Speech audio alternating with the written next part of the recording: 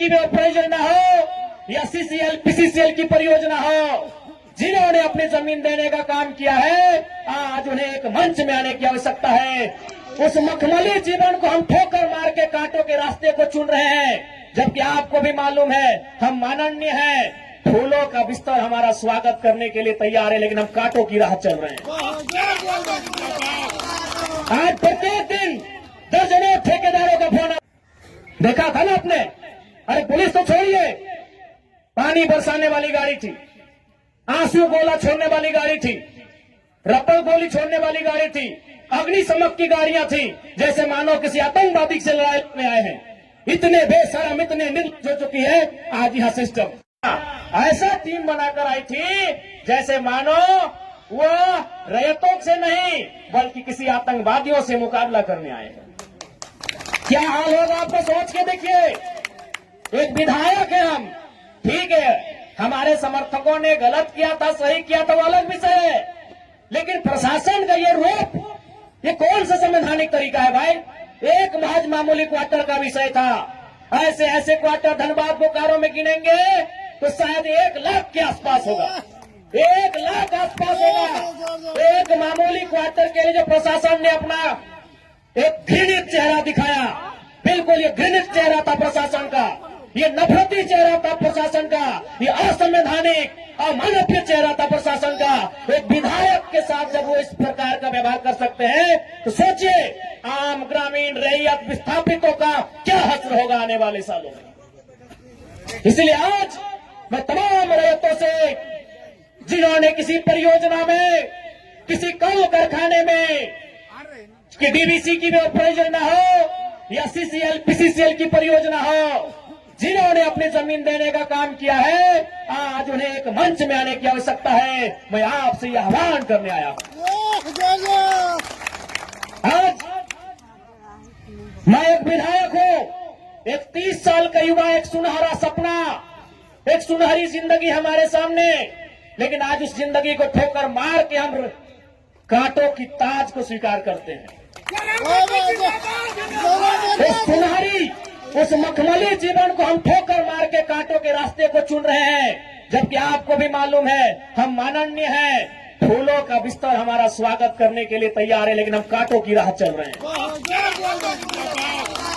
आज प्रत्येक दिन दर्जनों ठेकेदारों का फोन आता है, बैठेंगे विधायक जी, दर्जनों वीआईपी लोगों का फोन आता है, 2 मिनट बैठिए विधायक जी, और आपको भी मालूम है उनके साथ बैठेंगे तो क्या डील होगा, आपको भी मालूम है।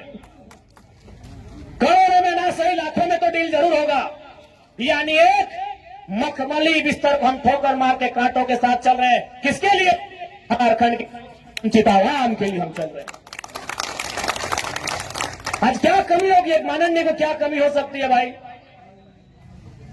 हमें आवास मिलेगा, गाड़ी की सुविधा मिलेगी, टीए मिलेगा, हर प्रकार की सुविधा मिलेगी, भत्ता मिलेगा, हवाई यात्रा मिलेगा, रेलवे की यात्रा मिलेगी और लाखों रुपए की सैलरी मिलेगी।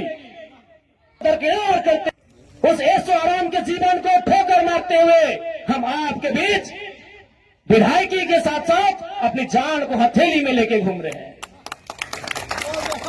बताइए तो झारखंड के इतिहास में ऐसे आज के इस दौर में एक भी विधायक का नाम बताइए। अरे विधायकी तो छोड़िए, हम अपने जान को हथेली में लेके घूम रहे हैं। जिस दिन 2 बजे रात को हम बेरमो में आए, हमारी गाड़ी में हमारा एक भी अंगरक्षक नहीं था। वे लोग सोच चुके थे, हमने कहा कोई दिक्कत नहीं है। हमने केवल ड्राइवर को फोन किया, वो भी अपने ससुराल में थे, क्योंकि आपको भी मालूम है मेरे घर में इतना जगह नहीं है कि हम 4 लोगों को ठहरने के लिए बोल सके। बगल में हमारे एक मित्र का घर है, वहीं रात रहने के लिए हम जाते हैं, वो विधायक है। हमने तुरंत कहा कि अगर हम अपने अंगरक्षक को लेने के लिए जाएंगे तो शायद 10 से 15 मिनट का लेट होगा, उतना देर में हम कम से कम दुबरी की दूरी पार कर जाएंगे। 20 किलोमीटर हम 15 मिनट में सफर कर जाएंगे, इसलिए अंगरक्षक को सोने दीजिए, हम अकेले आएंगे। हम अपने जान को, अपने जीवन को हथेली में रख के चल रहे हैं। किस लिए? ताकि आज झारखंड की शोषित वंचित जनता को न्याय मिल सके। तो आप इतना तो कर सकते हैं, एक 30 साल का लड़का अपने आराम के जीवन को छोड़कर, ऐसो आराम को छोड़कर आज आपके लिए कांटों के रास्ते में चलने के लिए तैयार है। आप कम से कम ये जो 15, 16, 50, 60 समितियां बना के रखे हैं विस्थापन के नाम में, क्या एक नहीं कर सकते हैं? आप जिस दिन एक करेंगे इनको यहां से उखाड़ के फेंक देंगे। अब कीजिए। आज बीएसएल में भी हम जाते हैं, वहां 52 समितियां हैं। विस्थापन मोर्चा, विस्थापन क्रांतिकारी मोर्चा, विस्थापन उलगुलान मोर्चा, तो विस्थापन इनकलाब मोर्चा, 52 से 50 समितियां हैं। आप अपने आप को एक कीजिए। आज अपने निजी स्वार्थ का त्याग कीजिए। आज अपने मन के मतभेद को त्याग कीजिए, क्योंकि आज अगर नहीं समझे तो याद रखिएगा आने वाले 20 सालों में, अरे आज तो कम से कम आपके हिस्से की बात कोई कर पा रहा है, आपकी हक की बात कोई बोल पा रहा है। आने वाले दिन अगर बोलेंगे ना तो शायद आपकी जबान काट ली जाएगी, बिल्कुल काट ली जाएगी। ये कौन सा रूप था? आप ही बताइए, कौन सा रूप था प्रशासन का? आज हो सके आज भी मेरी बातों को कुछ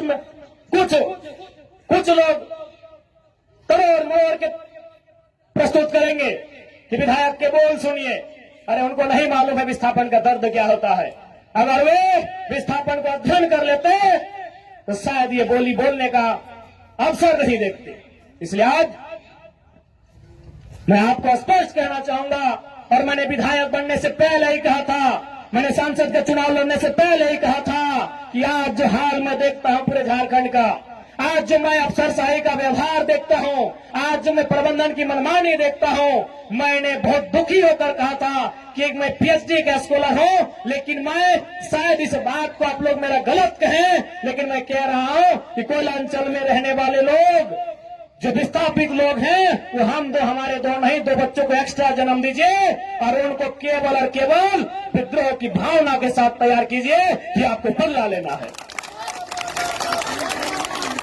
बिल्कुल इस मेरी बात से बहुत सारे लोगों को आपत्ति होगी कि माननीय कैसा बोल रहे हैं, लेकिन उनको क्या मालूम कि जिस जमीन को हमारे बाप दादा ने 1970 में दिया है, हमारे बाबूजी मर गए, लेकिन आप भी जवान बेटा वो बुढ़ापे की ओर चला गया है, लेकिन इंसाफ नहीं मिल पाया।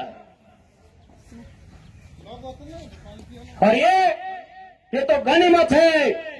झारखंड के किसान भोले भाले हैं, झारखंड के किसान सरल हैं, झारखंड के किसान सीधे साधे हैं कि आज 1970 की लड़ाई को घिस घिस कर अपने जीवन को, अपने खून को गला गला कर लड़ रहे हैं। अरे ये बंगाल याद होगा तो 1964-65 का दौर था। एक दिन पहले कुछ जमींदारों ने, कुछ सामंतवादियों ने एक किसान को मारा था। उन्होंने नक्सलबारी और नक्सलवादी जैसे घटना को अंजाम दे दिया था। एक दिन पहले ये तो झारखंड के किसान हैं कि 70 साल से बर्दाश्त कर लिए। बंगाल के किसानों ने एक दिन बर्दाश्त नहीं किया था। आज आप नक्सलवादी सुनते हैं ना, नक्सली नक्सली नक्सली, ये डिक्शनरी का वर्ड नहीं है। नक्सली कोई पूरा वर्ड नहीं है। नक्सली बुरा हो सकता है, नक्सली वर्ड बुरा वर्ड नहीं है। नक्सली एक्चुअल में, वास्तव में बंगाल में दार्जिलिंग जो क्षेत्र है वहां एक गांव है, उसका नाम है नक्सलवाड़ी। नक्सली कोई डिक्शनरी का शब्द नहीं है जिसको हम लोग झारखंड में सुनते हैं नक्सली। एक बंगाल का गांव है, उसका नाम है नक्सलबाड़ी। उसी गांव में घटना घटी थी। किसानों को कुछ जमींदारों ने, जमींदार को आप प्रबंधन से ही तुलना कर सकते हैं, जमींदार को आप प्रशासन से तुलना कर सकते हैं, तो कुछ जमींदारों ने, उस किसान का नाम था जंगल संथाल। लगभग 6 फुट ऊंचाई का वो किसान था, उसका नाम था जंगल संथाल। उस किसान के कुछ साथियों को लाठी डंडे से पीटने का काम किया था। बदले में एक ऐसा क्रांति आती है, उसे आप नेगेटिव कहिए, पॉजिटिव कहिए, वो भी सही नहीं है कि आज उसे नक्सली और नक्सलवादी का नाम दिया गया। वे किसानों की घटना थी। और उसकी तुलना में तो झारखंड के लोग सीधे साधे भोले भाले लोग हैं। आज 70 साल से पीस रहे हैं, आज 70 साल से घिस रहे हैं। आज कई पीढ़ियां बर्बाद हो गई। आंखों के सामने बूढ़ी माँ इलाज के अभाव में तड़प तड़प के मर गई। आंखों के सामने जवान बेटा बेरोजगारी से तंग आकर खुदकुशी कर लिया। आंखों के सामने इतनी घटनाएं घट गई, आंखों के सामने इतनी घटना घटने के बाद भी आज झारखंड बर्दाश्त कर रहा है। ये बंगाल होता तो आज नक्सलबाड़ी जैसी कई घटनाओं को अंजाम दे चुका होता। फिर भी